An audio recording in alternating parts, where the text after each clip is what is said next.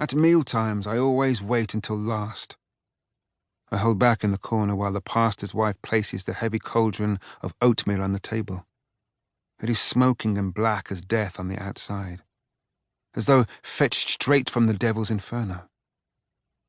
But inside, the porridge is light and golden, slightly grainy, creamy where it sticks to the wooden ladle.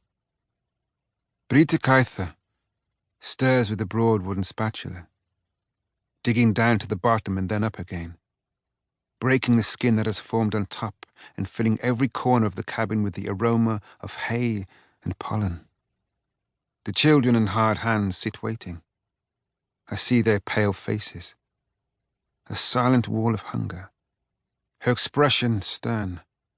She takes the bowls and gives large scoops to the older and smaller dollops to the younger ones. She serves the workers and the visitors who have dropped in. When they have all received their share, heads are lowered and fingers intertwined across the table. The pastor waits until there is quiet. Then he too bows his head and gives heartfelt thanks for everyone's daily bread. They eat in silence, apart from the sound of chewing and the licking of wooden spoons. The older want more, and more is given. The breaking of bread, the eating of cold, boiled pike with deft fingers, bones piling up on the table like shiny pins. When everyone has almost finished, the mistress will chance to cast an eye toward the corner where I sit. Come and eat too. It doesn't matter. But come and sit down. Make room for Jussi, children. I can wait. I see the master turn as well. His eyes are glazed. I detect the pain in them and how he struggles to conceal it. A brief nod from him brings me to the table. I hold out my guksi, the wooden cup I crafted myself up in Karaswendo, the one that has accompanied me on my life's journey. At first it was white as the skin of a suckling babe. Over time, it is darkened with sun and salt and 1,000 washings. I feel the weight when the mistress empties her ladle, and I watch her scrape the sides to gather more. But I am already back in my corner, cross-legged on the floor.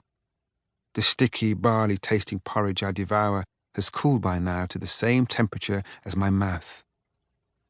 I feel it slip down my throat, then enclosed by my stomach's muscles. There it grows into the strength and warmth that will help keep me alive. I eat like a dog, ravenous and watchful. Come and have some more, the mistress urges. But she knows I will not come. I eat only once. I take my allotted portion, never more. The cup is empty. I wipe my thumb like a swab round the curved surface and pass my tongue over it. I lick and suck until it is all clean. It slides gently into my pocket. The cup is what provides me with food, drawing to it the edible things that happenstance delivers. Many times, weak with hunger, I have been close to collapse. But whenever I took out my cup, it was filled with a fish's head or a reindeer's blood, or with frozen berries from a mountain slope, just like that. And I have eaten and regained my strength, enough to withstand the day. This is all I hope for, and this is how I have survived. This is why I sit down on the floor. For never would I assert myself or make demands, never snatch like a raven or snarl like a wolverine. I would rather turn aside. If no one sees me, I stay in the shadows. But the mistress, she sees me. I ask for nothing, but she provides nonetheless. Her brusque kindness, the same concern for all beings, for cows, for dogs. All living things need to survive. That is about the size of it. I might leave at any moment, as a wanderer does. I'm here now, and the next thing you know, I am somewhere else. I get to my feet, grab my knapsack, and walk. That is all. When you are poor, you can live like this. Everything I own, I carry with me. Clothes on my back, knife in my belt, fire striker and cup, horn spoon, pouch of salt. Their combined weight is almost nothing. I'm agile and fleet of foot. In the next river valley before anyone misses me. There's hardly a trace of me left behind, no more than an animal's. My feet tread on grass and moss that spring back up. When I build a fire, I use old fire pits, and the ash I make settles, invisible, on the ash others have made. I answer the call of nature in the forest, lifting up a clod of earth and replacing it afterward. The next traveller can place his foot right on top without noticing a thing. Only the fox can detect a faint human scent.